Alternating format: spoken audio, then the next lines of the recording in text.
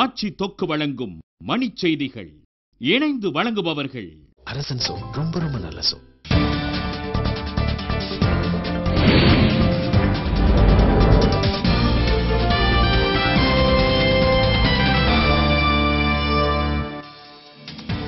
இலங்கை தமிழர் பிரச்சினை தொடர்பாக பிரதமர் மன்மோகன் சிங்கை சந்தித்து பேச உள்ளதாக முதலமைச்சர் ஜெயலலிதா தகவல். ராஜீவ்காந்தி படுகொலையை அரசியலாக்க வேண்டாம் என காங்கிரஸ் வேண்டுகோள். வெளிநாடுகளில் உள்ள இந்தியர்களின் கருப்பு பணத்தை மீட்க புதிய ஒப்பந்தம் மேற்கொள்ள நடுவண் அரசு முடிவு. சமச்சீர் கல்வி திட்டத்தை நிறுத்தி வைக்கும் முடிவை தமிழக அரசு மறுபரிசீலனை செய்ய பாமக நிர்வாக குழு வலியுறுத்தல்.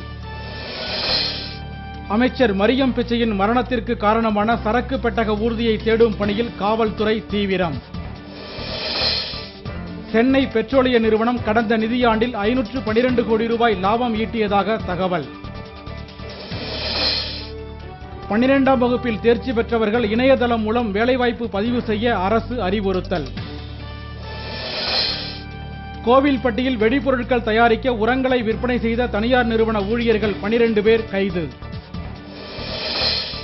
புதுச்சேரியில் மது அருந்திய போது ஏற்பட்ட வாய் தகராறில் இளைஞர் ஒருவர் கத்தியால் குத்தி கொலை. லிபியாவில் அதிபர் கடாஃபியின் வீட்டை சுற்றி நேட்டோ படையினர் நடத்திய குண்டுவீச்சில் பலர் படுகாயம்.